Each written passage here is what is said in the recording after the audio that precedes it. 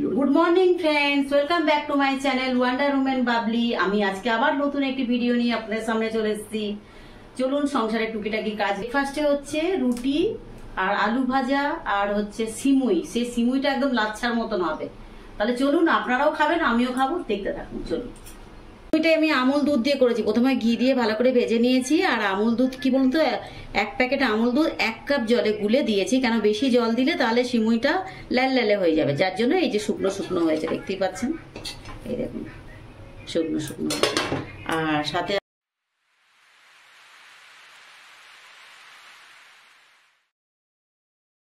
আছে আমার আলু ভাজা, দেখতেই পাচ্ছেন। বিছানা গোছাচ্ছি আমি।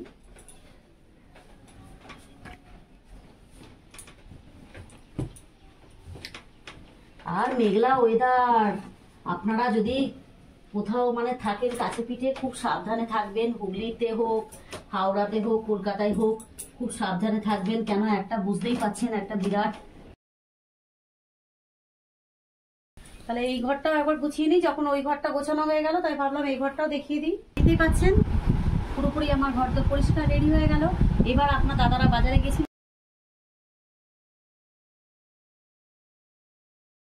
দাদা বাজারে গেছিল। তো বন্ধুরা, আজকে রান্না হবে। দেখতেই তো পাচ্ছেন যা গরম পড়েছে, তাই জন্য ভাবছি যে আজকে পেঁপে দিয়ে, আলু দিয়ে, চিংড়ি মাছ দিয়ে কষা করব। আর আপনার হচ্ছে পটল ভাজা, আমের চাটনি তো ফ্রিজে স্টোরেজ আছেই। আর পাবদা মাছের ঝাল করব ধনেপাতা দিয়ে। তাহলে দেখতে থাকুন। পেঁপেগুলোকে আগে ফার্স্ট আমি কেটে নিচ্ছি। আর চিংড়ি মাছটা দেখুন, চিংড়ি মাছটা ধোয়াই রয়েছে। আর ওই যে 5 পিস পাবদা এনেছে, 500-600 মতো, কিন্তু আমি না অর্ধেক স্টোর করে রেখে দিয়েছি ফ্রিজে। ঝড় ঠড়া আসবে, বুঝতেই পারছেন বাজার দোকান খোলা থাকবে কি না থাকবে, তার জন্য আমি অল্প রেখে দিলাম। 4-5 পিস রেখে দিয়েছি, 4-5 পিস রান্না করছি। আর আপনারা তো কমেন্ট করছেন না আমার ভিডিও কেমন লাগছে আপনাদেরকে, একটু কমেন্ট করুন। তাহলে আমি কেটে কুটে নিই, তাহলে দেখা হচ্ছে রান্নার সময়। পেঁপে আলু চিংড়ি মাছ দিয়ে করবো। पपीता आलू और चिंगड़ी देके करूंगी तरकारी सब्जी, इसीलिए मैं जीरा फोड़न दे दिया हूँ। उसके बाद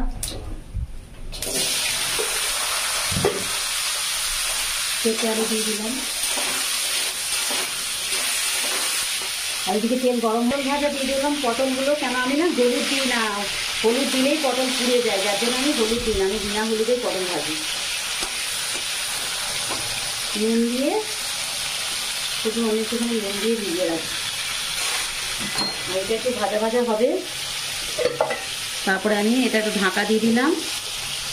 আর এটা ততক্ষণ হতে থাক, ততক্ষণ এই যে গ্রাইন্ডারে গ্রাইন্ড করবো পেঁয়াজ, টমেটো আর গোটা জিরে। এটা ভাজা ভাজা হয়ে গেছে, এর মধ্যে চিংড়ি মাছটা দিয়ে দেবো।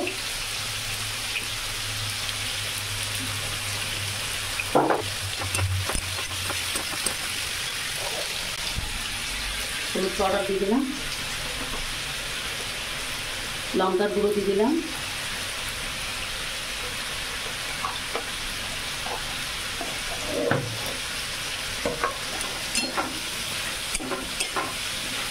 পেঁপেকে কখনো কড়া করে ভাজবেন না, এটা হালকা হালকা করে ভাজা হবে। তারপরেই আমি মশলাটা দিয়ে দেবো।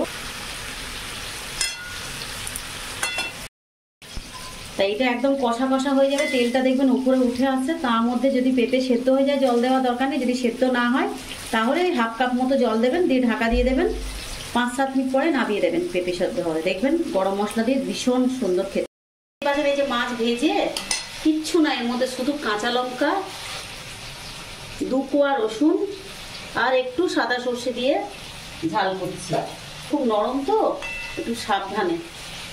আর এদিকে দেখুন হয়ে এসছে, পুরো হয়ে এসছে। দেখবেন পেঁপেটা দেখুন এরকম সেদ্ধ হয়ে গেছে। এরকম, তার মানে আমার পুরোপুরি রান্না রেডি। এটাতে আর জল দিতে হবে না। আর এটাতে শুধু একটু নুন দেবো আর একটু লঙ্কার গুঁড়ো দেবো। লঙ্কার গুঁড়ো না দিলেও চলবে, আমি লঙ্কা দিয়েছি, কাঁচা লঙ্কা। আপনারা যদি চান তো লঙ্কা, আর একটু সামান্য হলুদ দেবো। তাহলেই আমার রান্না কমপ্লিট। ওপর দিয়ে একটু টমেটো দেবো। রান্না হয়ে গেল।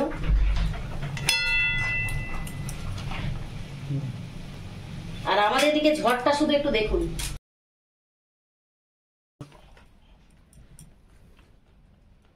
বন্ধুরা দেখতেই পাচ্ছেন দুপুরের লাঞ্চ নিয়ে চলে এসেছি।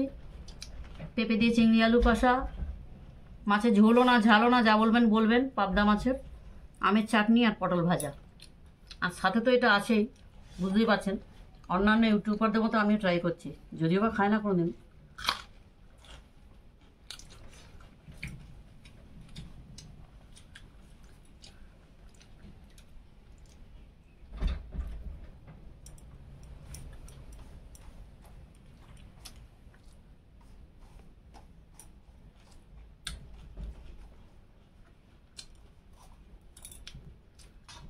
চিংড়ি মাছ যাতে দেবেন, তরকারি যেটা বি চেঞ্জ।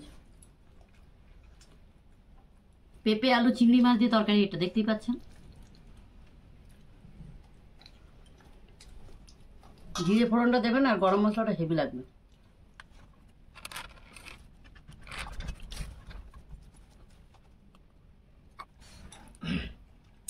যদি আপনারা বলেন যে সেজে গুজে কেন বসে আছে, তা আমি সেজে গুজে বসিনি। আমি এইমাত্র শ্যুট সেরে তারপর আমি খেতে বসেছি। আপনারা আমার শর্টে যাবেন, শর্টসে রিলস করি আমি, গান টান দেখতে পাবেন, রান্না গান সমস্ত কিছু আপনি দেখতে পাবেন। তার জন্য আমি সেজে গুজে বসে আছি।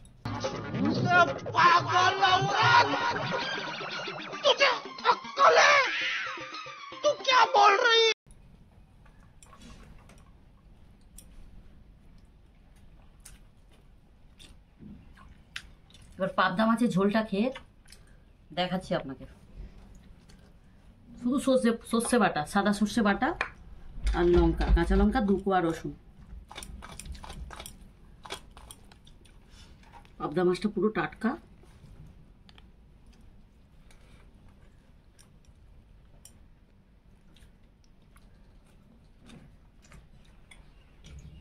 দারুণ।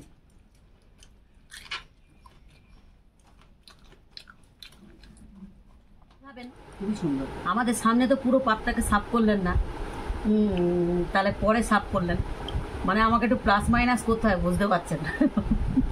তার জন্য আমি সাফ করার পর এসেছি।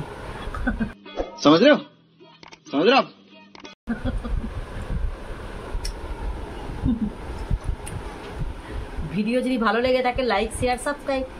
Thanks for watching. Bye bye.